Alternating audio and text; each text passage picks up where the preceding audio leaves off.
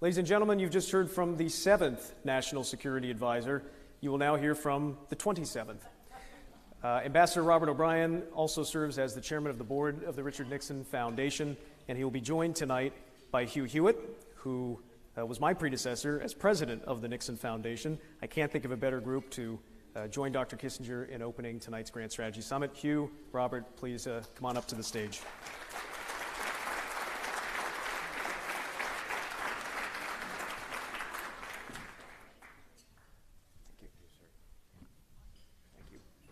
Good evening, everyone.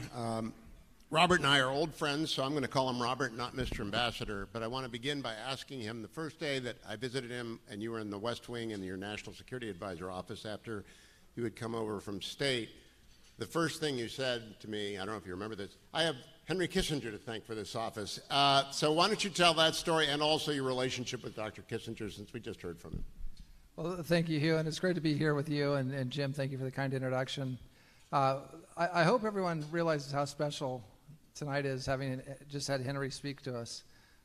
You've just been part of history. I mean, it's really something remarkable, and you're going to tell your kids and your grandkids that you heard Henry Kissinger talk about strategy and talk about what he did as National Security Advisor and Secretary of State. So I was very fortunate. I spent time with most of my predecessors, and they were all very, very kind in offering advice and help and that sort of thing. My first meeting in the new office, I think I took office on a Wednesday. Condi Rice flew in and came to see me on a Sunday. I think it had been her first time back in the office for many years. And we sat and chatted. It was somewhat surreal to be sitting there with Condi Rice and in her old office. And we got done talking. She gave me a lot of great advice. And she said, when you see Henry, when are you going to see Henry? And I said, I'll see Henry next week. And she said, thank him for the office. And I said, okay, why am I thanking him for the office? And she goes, he'll tell you the story. And so I was up in New York for the UNGA. Henry walked out. I went to see him at his home, his apartment. He walked out, and the first thing he said is, good job on Pottinger, who was my deputy who I had announced. And the next thing he said is, you and I are the only two who face this. Let me talk to you. And of course, that was the impeachment issue, because President Trump was on the verge of being impeached at the time. So he gave me some great counsel and shared his wisdom with me. And I said, hey, I want to thank you for the office. Condi recommended that I express my appreciation. And he said, they all do.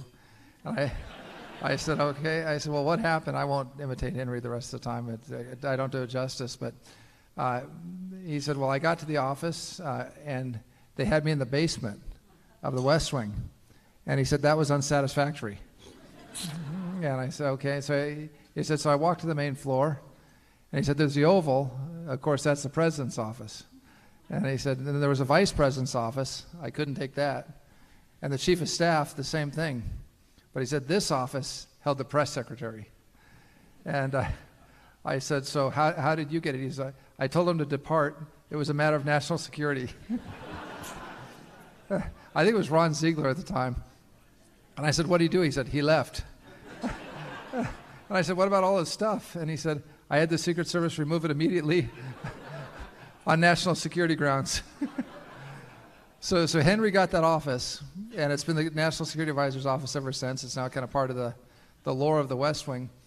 And as I left office on January 20th, 2021, Susan Rice, another one of my predecessors, had been named the Domestic Policy Council Director, and so her office was up on the 3rd floor. But she'd spent 4 years down in what we call Henry's office. And I looked at Jake Sullivan and I said, look, Susan Rice is going to have her eyes on this office. I said, Henry got it for us. Do not lose this office. And that was the last thing I said to Jake. He said, I'll keep the office for us, Robert. And so that's the story. But what a great man. And he became probably the person I spoke with of my predecessors the most. I talked to him probably every month and benefited from his wisdom and guidance and counsel throughout the time I was in office. I was not there, but I want to salute you and Jim Byron, the president of the foundation, for the gala you held in California. On behalf of Dr. Kissinger, for those who were not there, do you just want to quickly review what that dinner did to honor Dr. Kissinger? Well, we held a dinner, and look, there's a lot of things. I think Charlie's here, and Ling, and Jim Byron. I had very little to do with it other than showing up with my wife, Lo Marie, and And we enjoyed the gala like many of you who were there.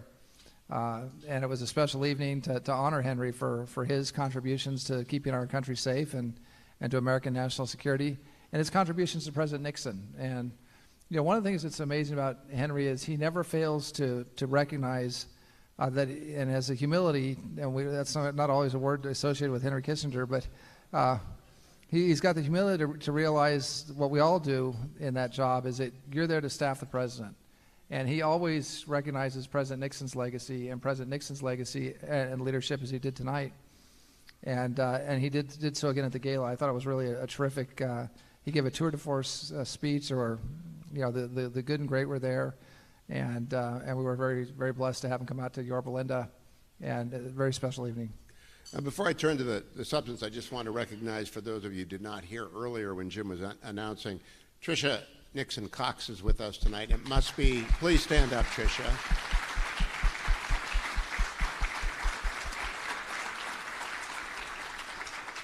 With Ed, and it must be wonderful and also somewhat unique to hear Dr. Kissinger talk about your father that way. And I was thinking about you as he was talking now to national security. It'll be all day tomorrow, but I don't get a national security advisor very often. Dr. Kissinger talked about China and how the relationship has changed to the point. Will the Chinese Communist Party order an attack on Taiwan in the next 2 years? Look, it's the number one security threat we face as a country. Taiwan is very important for us for a number of reasons. First, geopolitically, it's critical. It holds a key spot in the first island chain. And if that island gets taken over, it's a large island. If it gets taken over by China, it divides our allies in the north, Japan and South Korea, from our allies in the south, New Zealand, Australia, the Philippines, Thailand, our treaty allies, but also other partners like Vietnam. Number two, it's kind of like the cork in the champagne bottle of the Pacific. So if you pop Taiwan out and give that to the Chinese, the PLA Navy can pour out into the entire Pacific, from the coast where I live in California, all the way up to Alaska to Hawaii, all the islands in the south, the islands many of our grandfathers and great uncles fought for. They'll have free reign in the Pacific. Number two, the island contains a chip manufacturer called TSMC and a whole ecosystem of chip manufacturers associated with TSMC, which make 95% of the advanced computer chips that we use, not only in our military products, but in our cars and in smartphones. If China takes Taiwan and takes those factories intact, which I don't think we would ever allow, they have a monopoly over chips the way OPEC has a monopoly, or even more than the way OPEC has a monopoly over oil. And number three, Taiwan's a democracy. The people of Taiwan share our values. It's probably the most exciting story that's happened with a democracy in the last 30 or 40 years. They went from an authoritarian government to a full, true democracy. The people there are wonderful. They share our values. It's probably the closest place in Asia to the United States. I know many of you have visited Taiwan and know what a great place it is. And to see their human rights, their democracy snuffed out because Xi Jinping wants more glory for himself would be bad for the human spirit. Put aside geopolitics, put aside the tech issues. It would be a terrible thing for this world to have that light of democracy snuffed out. And yet that's one of the reasons, probably maybe the most motivating reason that the CCP and Xi Jinping want to take out Taiwan is because it shows the Chinese people, just like West Berlin did to the German people and in some ways South Korea does for the North Koreans, that there's another way, that the Chinese people and the Chinese culture is compatible with democracy, with capitalism, with free enterprise, with free men and free women. And so that's a challenge to the Chinese Communist Party that they can't continent, and they want to destroy Taiwan. So for a number of reasons, Taiwan's critical. As to your question about when China would attack, Admiral Phil Davidson, our former commander of Indo-PACOM, the combatant commander there, said he thought it was an 8-year window. He thought 2028, 2029 was the limit at which Xi would seek to attack. I went on TV recently, maybe a year ago, on Larry Kudlow's show. I said, I think the Davidson window has shrunk.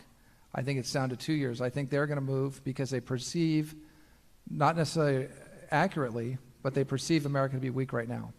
And they don't want a new president to come in. They don't want a Ron DeSantis or a Donald Trump to return or a Mike Pompeo. in office at the time that they seek to course the reunification with Taiwan. So I think, having watched Afghanistan and some of the moves we've made, the lack of energy independence that we have, and some of the other failures of this administration, they believe they have a very narrow window to make a move on Taiwan. I hope I'm wrong. I pray that I'm wrong.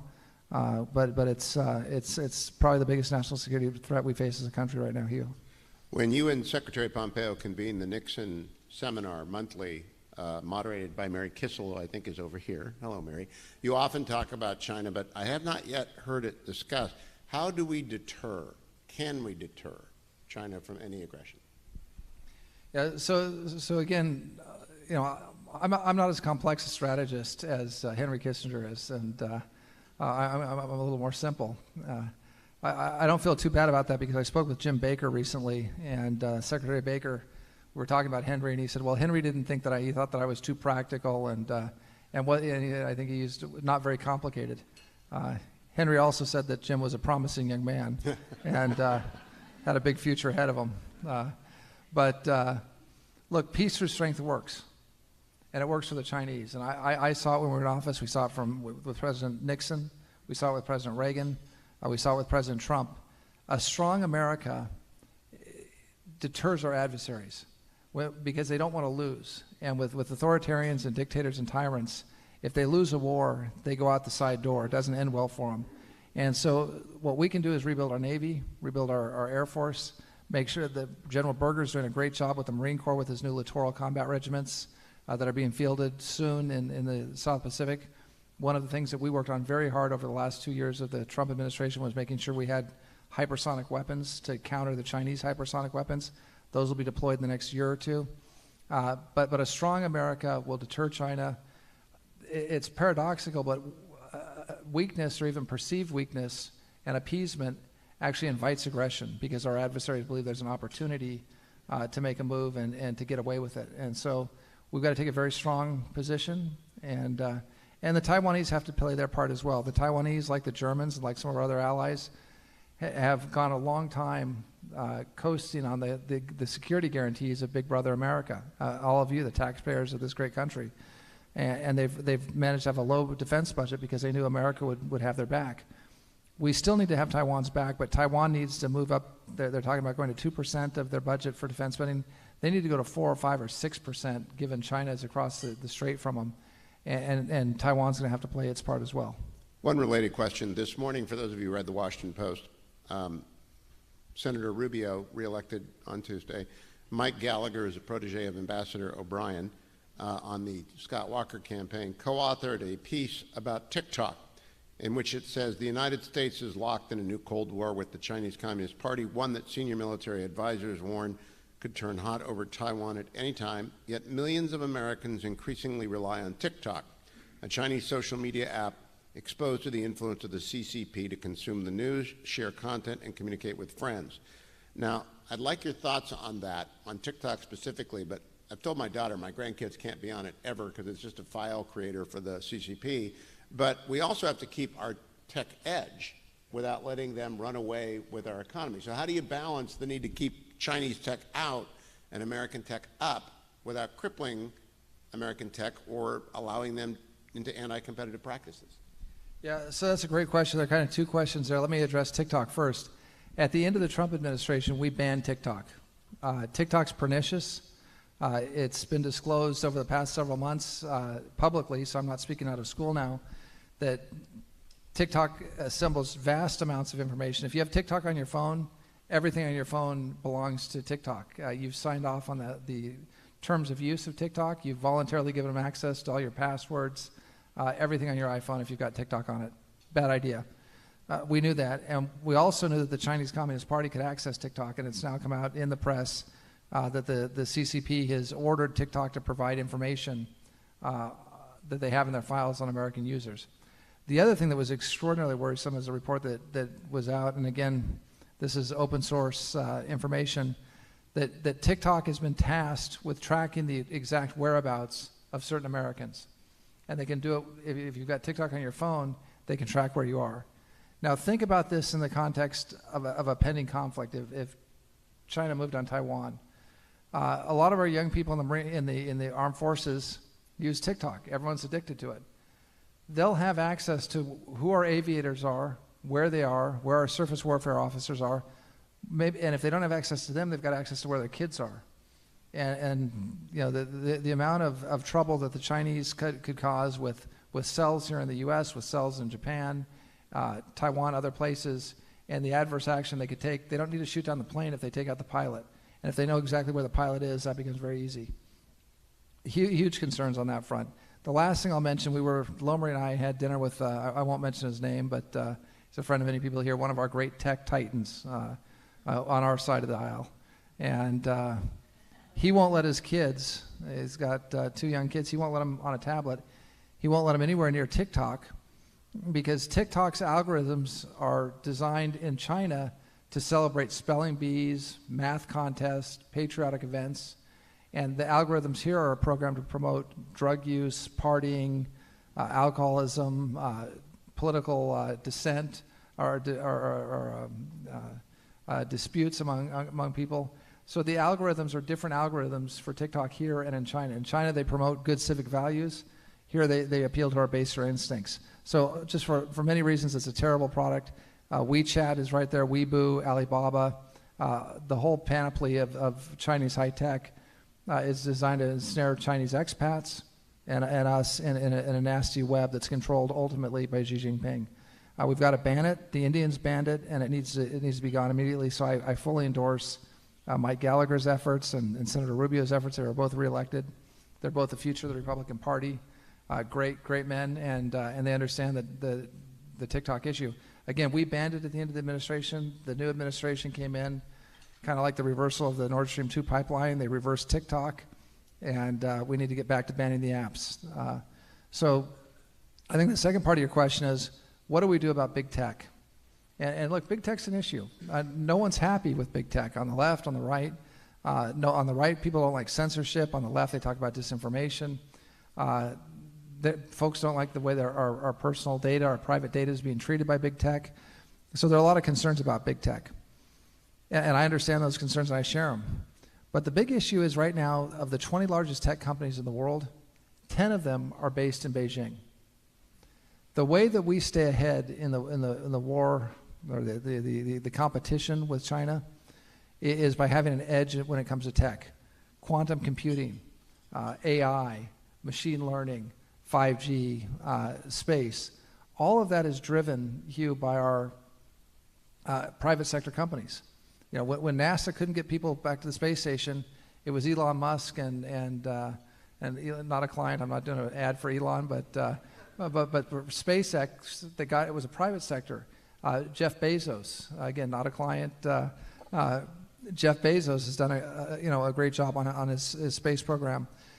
That's what's getting us back. When the Russians invaded Ukraine, it was Elon Musk taking his private satellites, positioning them over Ukraine, and then delivering in 24 hours, which everyone said that was impossible, the uplink stations to allow the Ukrainians to communicate with the folks in the battlefield, but also communicate outside of Ukraine. YouTube got Zelensky's speeches into Russia on their YouTube channel because YouTube is so popular in Russia that even Putin didn't want to shut down YouTube. So the Russian people have their access to the outside world is through YouTube, which is I believe a Google subsidiary.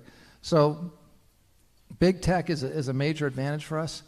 We've got to deal with the problems of big tech, but we've got to do it with a scalpel. You know, right now there are a number of pieces of legislation that would, break up big tech, that would destroy big tech, and we went through that once before. It was when we broke up AT&T, and we lost Bell Labs, one of the greatest research facilities in the history of man. And now we don't have, now we've got to rely on Ericsson and Nokia because we don't have a competitor to compete with Huawei for 5G.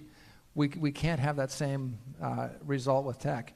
And the last thing I'll say is, look, I think the market's taking note, and the market's working. And the market always works slowly. But you've seen Twitter being bought by Elon Musk. You see the stock price of Netflix collapsing because, individual people decided they didn't want to watch documentaries from the Sussexes, and as interesting as they are as a couple. And Netflix stock has suffered.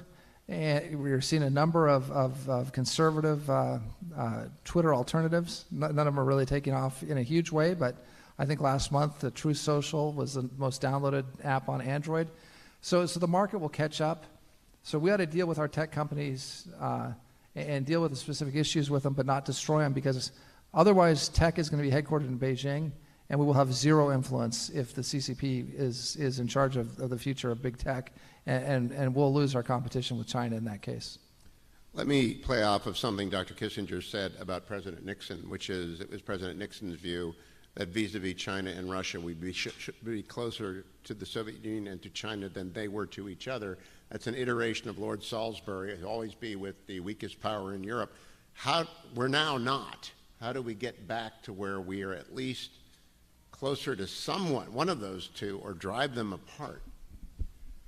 Well, look, it's going to be very hard for us to get closer to China, because we tried that once. We had this idea that if we turned a blind eye to Chinese intellectual property theft, if we let them move all the manufacturing out of America and move it to China, if we turned a blind eye to their human rights violations, whether it was the Uyghurs in Xinjiang, or the annexation of Tibet, or the extinguishing of democracy in Taiwan, or excuse me, in Hong Kong, the threats against Taiwan, if we just let all that happen, the Chinese would get rich at our expense, but they'd become more liberal, they'd become more democratic, they'd become more like us. I mean, I'm old enough to remember when Thomas Friedman used to write in the New York Times, and it was always, I talked to a taxi driver in Singapore, and he is so impressed with the Chinese. And then he would go on if I could be, if I could be dictator for a day like in China, we could have high-speed rail in California. Fortunately, we've got a better columnist, Josh Rogan, over there, who's been one of the few people who's been willing to shine the light at the Washington Post, using his platform there on human rights abuses and what's happened in China. And thank you, Josh. God bless you for your courageous reporting.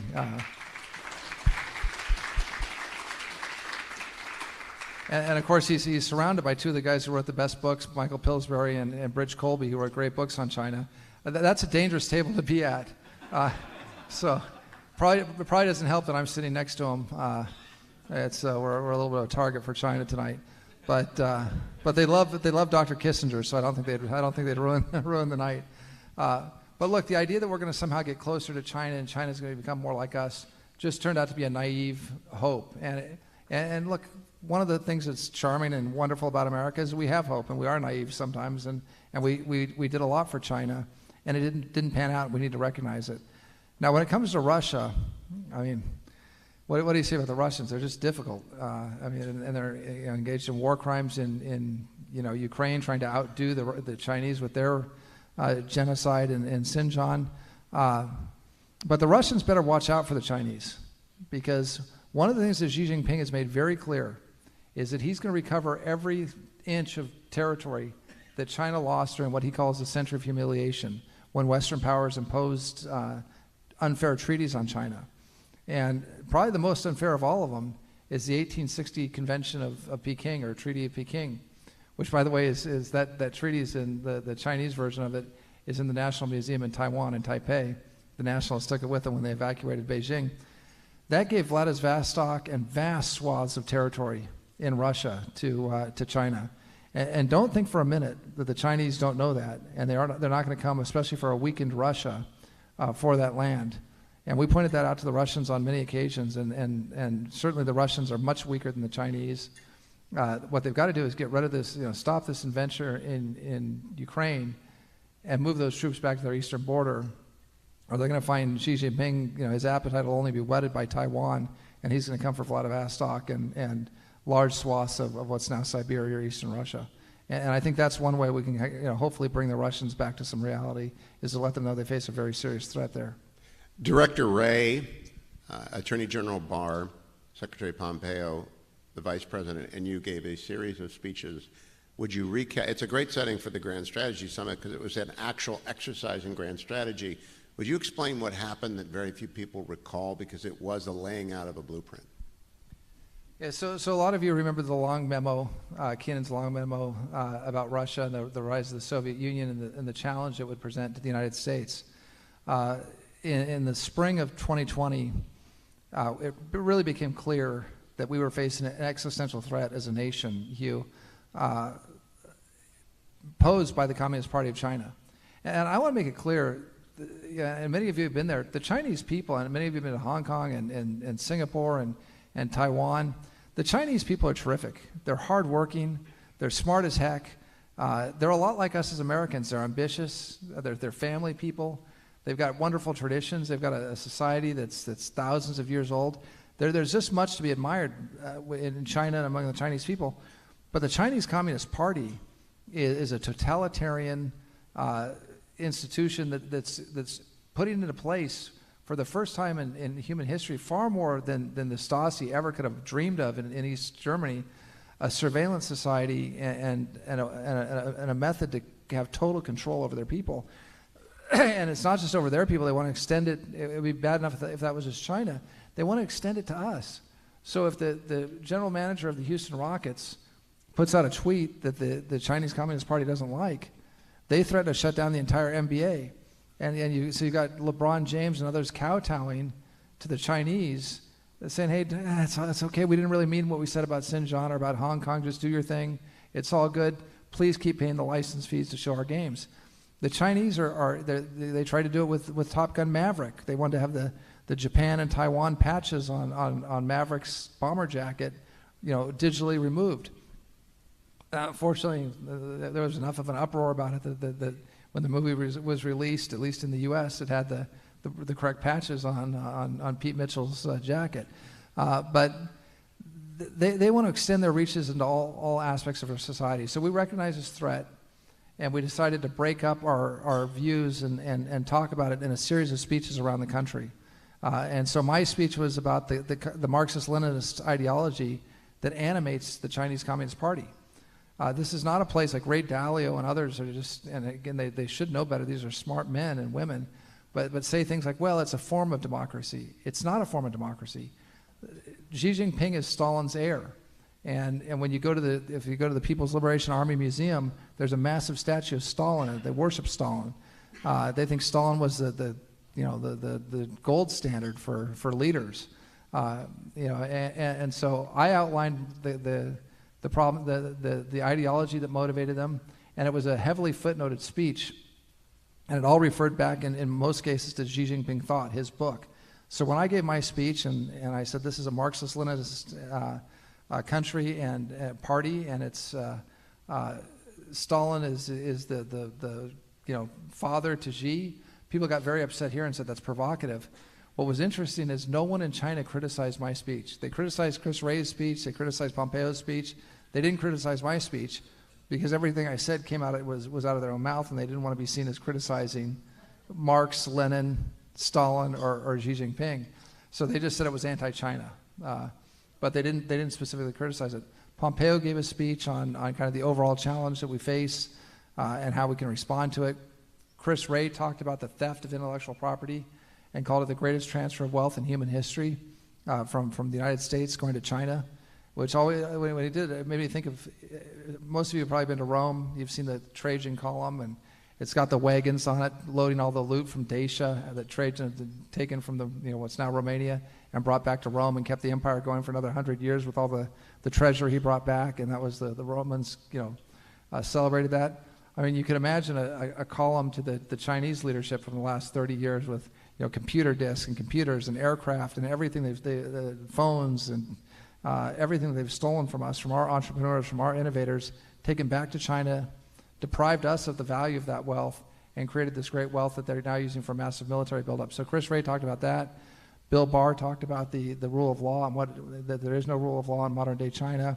The vice president gave a bit of an overview to kick us off. So the idea was if you take those speeches together, and they're actually published in a little book, I think called Trump on China, that we put out towards the end of the administration. It's a small pamphlet, but the idea was if you took those speeches together, and I think we gave all of them except for the vice president's speech was here in Washington. All the others we went around the country. So I gave my speech in Phoenix. Mike Pompeo came out to the Nixon Library with Hugh and gave his speech in Yorba Linda. I think Bill Barr went to Minnesota, or maybe it was Chris Wray, but one of them went to the Midwest. The idea is we'd go around the country and give these speeches, and then taken together, that there was a blueprint of what China was doing, and B, how we can respond. And Unfortunately, it was during a political campaign, so I think some of the noise of the campaign and COVID took away from that effort. But I think I think all those speeches stand this test of time if they're read today, a couple of years later. I asked a former senior military official this week a question, and he answered that gets into classified information very quickly, and I know you'll be very aware of that. But my question is based on Director Ray's speech last week. We're opening one new espionage case a day about the CCP. Were you as astonished as I was as a young DOJ assistant with helping Bill Smith do the American surveillance stuff, and I first saw it, and I was just astonished at how much the Soviets were doing, and it appears as though the CCP dwarfs their efforts. Look, if you're going to watch the Americans, with what the Russians were doing, and Kerry Russell, look, what the Russians were doing was child's play compared to what the Chinese are doing. I mean, you can't even compare them. I mean, so everything you saw back in the Reagan years, and we thought the Russians were the goals of the Chinese Communist Party, the Ministry of State Security, is infiltrated all over this country. They're infiltrated into some of our biggest businesses, especially on Wall Street and in Hollywood, the gaming industry, because I said there are a lot of houses in the Hamptons that were built with Chinese blood money, and folks are willing to mouth the CCP talking points. I don't know how they get the talking points, but they're the exact talking points that are circulated in China for the CCP members. They're mouthed by a lot of American business people here. There are spies everywhere. They're in our universities. We had at one point, we expelled, I think, 2,500 Chinese students who were studying for advanced degrees here because they were all members of the Chinese military. They were PLA officers, PLA Navy officers, PLA Air Force officers, and they lied on their applications, on their visa applications, and disavowed any connection with the Chinese military. So we expelled them all. The worst part of it, though, was at one point there were more Chinese military officers studying for advanced degrees here in America than there were U.S. military officers studying for advanced degrees here in America. So, I mean, we've got a big challenge here. There's been some continuity with the Biden administration on our policies and on China, and I appreciate that. But one of the things they did, they shut down some of the DOJ and FBI programs that were targeting this espionage on the idea that somehow it was, it didn't work with their identity politics. But one thing I guarantee you is patriotic Chinese Americans, and we've got no better immigrant class and no better people than Chinese Americans are here. I come from California, and unfortunately one of my good friends, Lan He-chen, ran for controller and lost, but we've got such a great group of Asian American and Chinese American immigrants here. They don't want the CCP here any more than anyone else does, and we need to use those immigrants to help us. And they're the ones that left China because they don't want to be part of that total surveillance society. They're the ones who can be helping us root out this Chinese infiltration of the country, but it's pervasive. All right, I want to move to Iran and Russia. The week started interesting with me. I interviewed once and future Prime Minister Bibi Netanyahu for an hour because his new book, Bibi, My Story, just came out, and he's only allowed to promote it when he's not Prime Minister, so he's got like a 2-week window. So I read this book in 48 hours and spent an hour talking with him. The most thing that stuck out at me is that Iran has only not been working on a nuclear program for the 1 year following President Bush's invasion of Iraq. They stopped for 1 year, and now they are close with Russia. And that is the drones are killing Ukrainians as we speak. What do we do about that JCPOA 2.0 that is attempting to be birthed even as we speak in Geneva? Yeah, so one of the things that there's been a lot of continuity between the Trump foreign policy and the Biden foreign policy, and I appreciate that. But one area where there's no continuity is with the JCPOA, and that's the Joint Comprehensive Memorandum of Understanding that we had between the Agreement of Understanding between ourselves and the Iranians and a couple of European powers back during the Obama administration. And the idea was we're going to free up $150 billion in sanctions relief. We're going to pay millions or over $1 billion for hostages. We're going to give Iran all this money, and they're going to become a responsible stakeholder in the Middle East. They're going to help us in the Middle East. In fact, they're going to help us get out of the wars in the Middle East, and they're going to help bring peace and prosperity to the region. And you'll remember President Obama's inaugural address where he said, if you'll unclench your fist, we'll reach out our hand and we'll be partners in this. Now, how did that work out? They got paid for the hostages, over $1 billion, 400 million of it in cash, which they all split up like a bunch of gangsters. And they took 4 more hostages to replace the ones they gave us. They took the $150 billion in sanctions relief, and do you think it went to the middle class of Iran to help the people of Iran? It went to the Houthis and their civil war in Yemen. It went to Kataib Hezbollah and their civil war in Iraq. It went to Hezbollah to hijack the government of Lebanon and really destroy the government of Lebanon. It went to Hamas. It went for suicide bombers.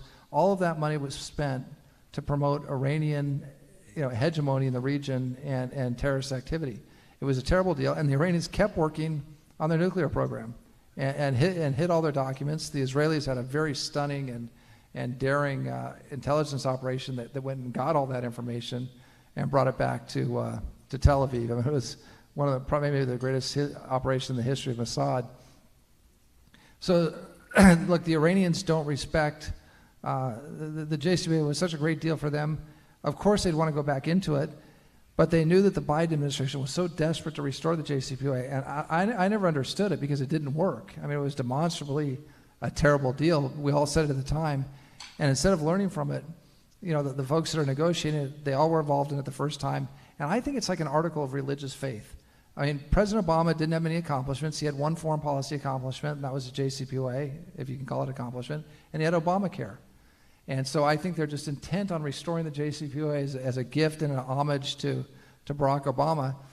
And they're doing it using the Russians, who were opposed to in Ukraine, to negotiate the deal for us. They're using the Russian ambassador to negotiate the deal. Ukrainian drones, as you pointed out, are killing Ukrainians right and left and taking out their power systems so that they're going to freeze this winter. And the Iranians still have a bunch of American hostages. And yet we're begging the Iranians to re-enter. And the Iranians are tough negotiators. I've negotiated with the Iranians. I mean, it's like we walked into the rug shop and said, I need that rug, and I'll pay whatever it takes to get it. And what's the rug shop owner going to say? He's like, well, that one's not for sale. I'm sorry, that's a family heirloom. I can't do that stuff, but we'll give you anything you want for that rug. And they know we're desperate to re-enter the JCPOA for no demonstrable benefit to the U.S. or our national security or to Israel.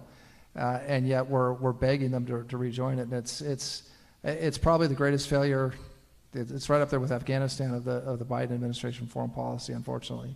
I'm coming to Afghanistan in a moment, but since you brought up hostages, for those of you who don't recall, Ambassador O'Brien, before he became the National Security Advisor, was the special presidential envoy on hostage affairs. Since you left office, more hostages have been taken, including a basketball player in Russia. What do you think about, you helped get a rapper out of somewhere, I can't remember what that was, but how do we get a basketball star out of Russia without doing damage to our national interests, but getting her home? Yeah, so it'll be my grave. It doesn't matter that I was National Security Advisor or husband, father. It's going to say, I got ASAP Rocky out of Sweden. That's my highest, Henry Kissinger got, dealt with the Yom Kippur War and had the Paris Peace Accords, and my gravestone will say ASAP Rocky released from Sweden. Of course, it's probably the reason I'm National Security Advisor, so I shouldn't joke. So I owe ASAP one, and owe the Swedes one for taking him. Look, all these hostage cases are different. Certainly, ASAP was a unique and unusual one. I would go into court in Sweden, and there was a radio reporter from Denmark who was kind of the Howard Stern of Denmark, who would yell at me, "Mr. Ambassador, are you sending the Navy SEALs to rescue ASAP Rocky? Are you moving a carrier to the Baltic to threaten Sweden to get ASAP Rocky out?" And I thought, no, but maybe that's a good idea. Bring the carrier in. We got him out, fortunately, that week because, in some ways, my job was pretty easy being the negotiator. Because if you didn't have to negotiate with me, you got to negotiate with my boss. And they were always worried about what President Trump might do. And so I looked like the better option for those negotiations, especially on the ASAP case. But look, they're all different cases. Sometimes we do a military rescue, which was my preferred course of action where we could.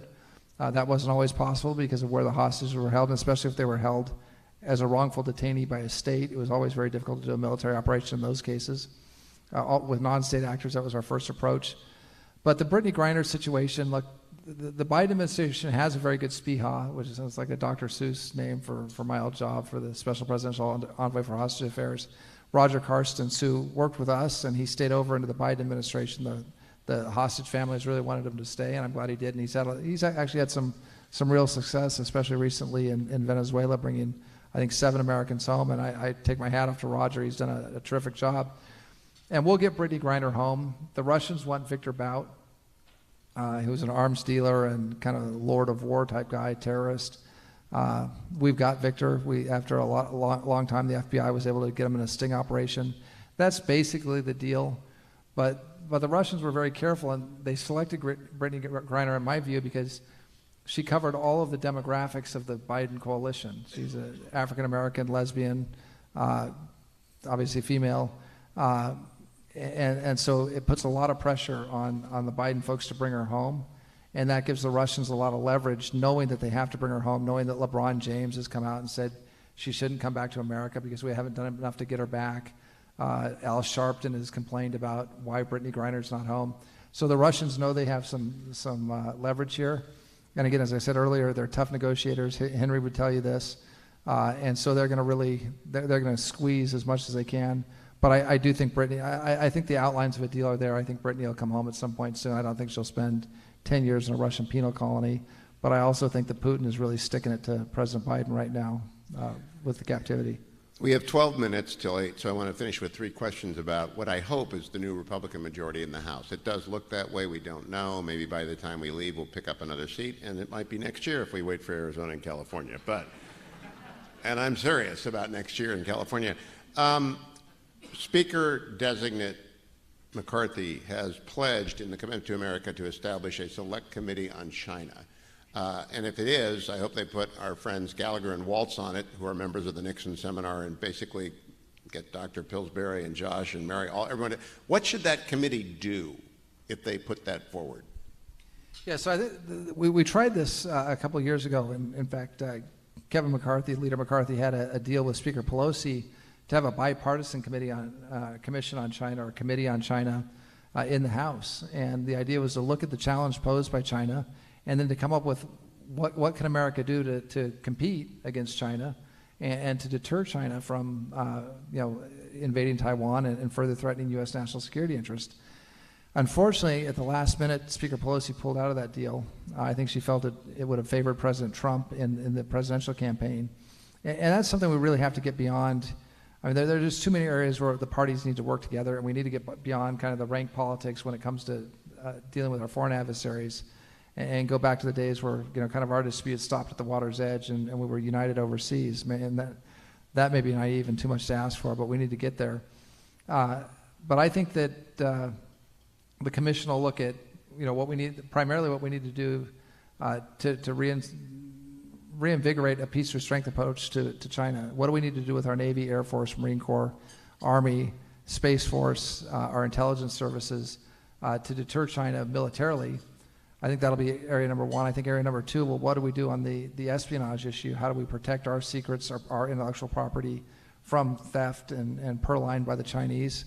I think they'll look at the origin of COVID, which we never got to the bottom of, and which clearly came from China, which came from the lab. There's no question. There was this whole idea, even early on, that if you said it came from a lab, that was terrible because it was a Trump virus, not a China virus. China has a very serious public health issue. We've had COVID, we've had avian flu, we've had swine flu, we've had, I think, 5 or 6 different pandemics come from China since 2000. When I was in the Bush administration at the UN, we were dealing, I think it was avian flu at the time, and everyone was making a run on Tamiflu to buy it and stock it up. There's a public health issue in China, and the idea that, no, it came from a wet market, so it's okay. I mean, that's not okay. I mean, the fact that it came from a market where people consume exotic animals alive and spread disease from there, that's not a positive for your country. And but I think they'll find that it came from a lab. And so I think we need to get to the origins of COVID, and then I think we need to go to the Chinese and say, you're the source of all these pandemics and plagues that are hitting the world.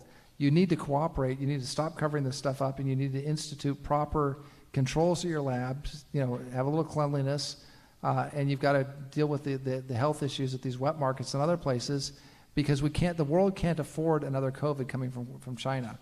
And so I think getting to the bottom of the origins of COVID is something the commission will do. So I think there are a whole number of things. I think they'll look at the genocide that's taking place in Xinjiang.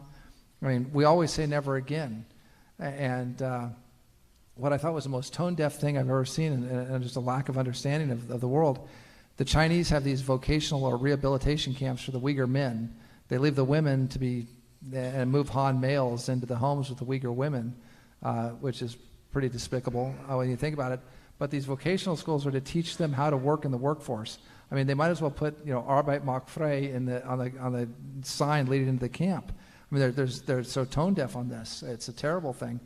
So I think we'll look at the genocide that's taking place again and put some meaning behind never again if we really care about it. So I think there's just a plethora of issues that the commission will cover. I think it will be bipartisan this time because I don't think that Democrats will want to not be on a commission that's set up by the majority. And I think it'll have some legs. Let me conclude by asking you, as someone who has worked 3 different jobs for President Bush, 2 different jobs for President Trump, is the chairman of the Nixon Foundation. You get along with everyone in our party, and our party being Republicans. We're both Republicans. I'm glad there are Democrats here. We're not going to ask you to leave. But the new caucus will be small in majority, so everyone will have a veto. And some of them are isolationist in a way that we haven't seen since the 30s. How do you persuade? It comes down to beginning with Ukraine, and I'm not calling JD an isolationist. He's a friend. He's very suspicious of additional aid to Ukraine, and I'm urging additional aid to Ukraine. What's your advice to the speaker and through the speaker to the rest of the speaker designate and through the rest of the caucus about how they conduct foreign policy as a caucus? Because it's not of one mind. Yeah, so it's a great question, and I think one of the things we need to focus on for some of our friends that are more isolationist, or might be folks like Rand Paul who are more skeptical of spending money on our military, that number one, we have to be efficient, and we have to root out waste, fraud, and abuse in the Pentagon, and we've got to make sure there's no waste, fraud, and abuse and ill activity taking place in places like Ukraine. The Russians have captured some of our equipment. They've captured some of our Stingers and Javelins. Hopefully they weren't sold to the Russians. I don't have any reason to believe they were. I'm sure they were captured as spoils of war.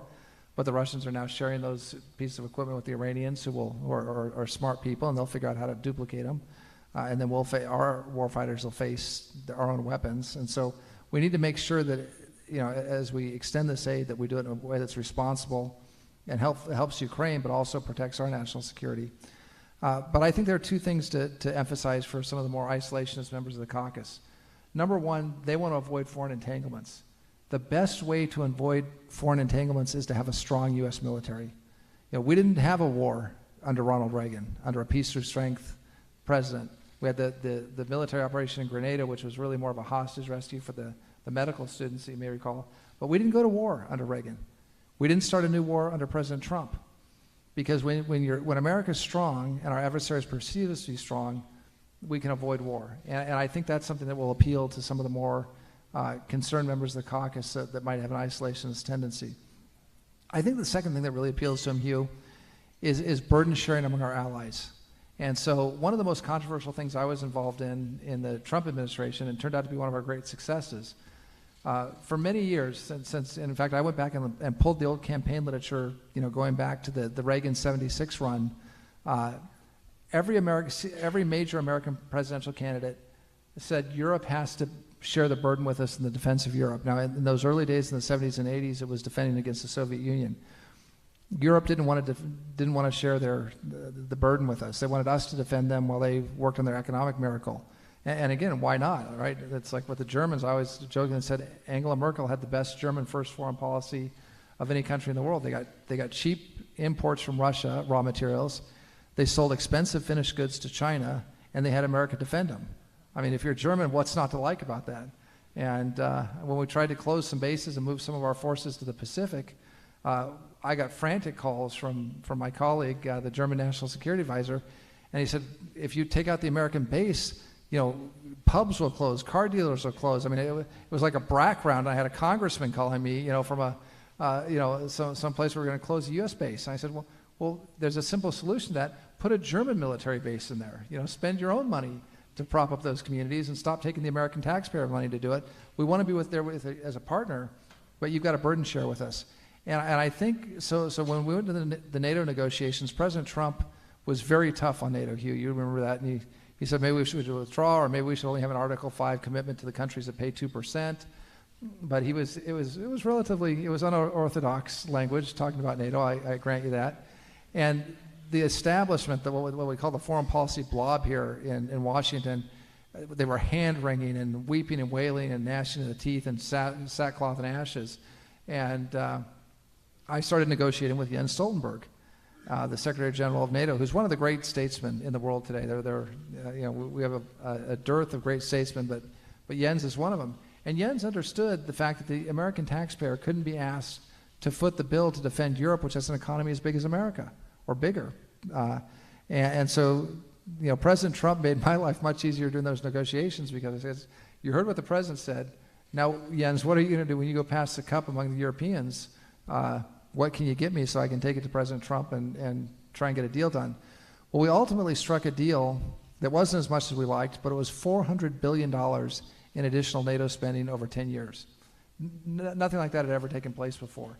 It was an incredibly successful summit. We went from 4 countries paying 2% of their GDP for their own defense to 11 countries.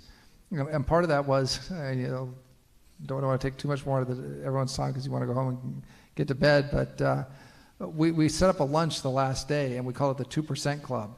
And if you were paying 2%, your head of state got to come to lunch with us, and President Trump was going to host the lunch. But if you weren't paying 2%, you didn't get to come to lunch. And we had 2 countries actually come up to the 2% mark to get the invitation for lunch. I mean, it's like high school. If you want to be at the cool kids table, you got to pay your 2%. If you don't, and we had one country that was very close to paying 2%, but wasn't quite there. Important ally of America, and people I love very much, but they were just desperate to get at the table. But I said, you're like at 1.96%, you got to come up with that extra 0.4%, and they couldn't do it, and they didn't come to the lunch, and they were a little upset they didn't come to the lunch. But the point is, if we can get our allies to burden share with us, and we had a great opportunity to do that with the French in the Sahel in West Africa, where they put 5,000 troops in to fight the jihadists, ISIS. We put in 900 American enablers. Those are the type of deals that we want for the United States, and I think our isolationist wing will look and see if our European allies care as much about Europe as we do, if they care as much about Ukraine in their backyard as we care about Ukraine, I think that'll be a way to help, bring them into the fold on some of these issues. One last question about the greatest achievement of the Trump administration, at least in my opinion. Benjamin Netanyahu shares it. He wrote in his book it was nothing short of miraculous that it happened, and the after effects of the Abraham Accords. What do you think the Biden administration is doing with this gift that you left them, this revolutionary development in the Middle East? So look, I think they're doing a decent job with it. The first week, someone at the State Department decided that to change the name from the Abraham Accords to the Diplomatic Normalization Agreement or something, because it was probably too religious for them. And the problem I had is that it was the Abraham Accords in Israel and Abraham Accords with the Abraham Accords with the Arab allies. They weren't going to change the name, so that name took hold in the Middle East, and it's been durable. And they basically said, this is a peace between us, the Israelis and the United Arab Emirates and the Bahrainis and the Moroccans and the Sudanese and the Kosovars, all basically said, hey, we're in on this thing. We're all in. We're moving forward. So it doesn't really, whether you like President Trump having done it or not, they're the Abraham Accords, and they're making a difference in the region. They're helping us put a united front up against Iran. They brought peace to the region. I mean, talking about TikTok, I'm not a fan of TikTok, obviously, but if you go on TikTok or Instagram and you see bar mitzvahs and bat mitzvahs taking place in Abu Dhabi and Dubai, who would have thought that would have ever happened? And so, they've been durable, and I think the Biden administration has recognized it, and they're working on the Abraham Accords and moving them forward and supporting them. What we don't have, though, is the momentum to get more countries involved. And we had 2, 3, 4 countries kind of lined up ready to join the Accords, including some very big countries, and that would have been good for the region and good for the world, and a couple more out of the region, major Muslim powers out of the region. And I think that's been lost, because to get a deal like that done, you have to have a point person. Whether with the Vietnam, the Paris Peace Accords, you had to have a Henry Kissinger on it every day. We had Jared Kushner, we had Mike Pompeo, we had Steve Mnuchin, I played a small role in the Accords and many others, and it was a priority of the administration. I don't think it's I think the Biden administration appreciates the Accords, but I don't think it's a priority to add additional countries. I think all the work that went into the Abraham Accords in this administration has been channeled into the JCPOA and trying to get a peace deal with Iran, and which will basically allow in 2 years Iran to become a recognized nuclear power. I mean, it's just mind-boggling. But I think all the Abraham Accord effort went into the JCPOA, and we've lost some momentum there. But I think the Accords are durable. I was just in the region. I just saw Prime Minister Netanyahu in the final weeks of his campaign, and he was confident he'd take over. He won. He's got my congratulations, and he's a great man. And again, like Henry, a part of history, and I was fortunate enough to get to know. And I think he'll push to move the Accords forward with other countries, even if the U.S. isn't there. We'll see how it works. I want you to join me, please, in thanking the ambassador for joining us tonight. We will turn it over to Mr. Byron, I think, and we will see you here tomorrow for more of this all day. Thank you very much. Thank you for being here tonight. We will see you tomorrow morning in this room for another great day of informative discussions that begin at 9 a.m. Thank you so much for coming, and good night.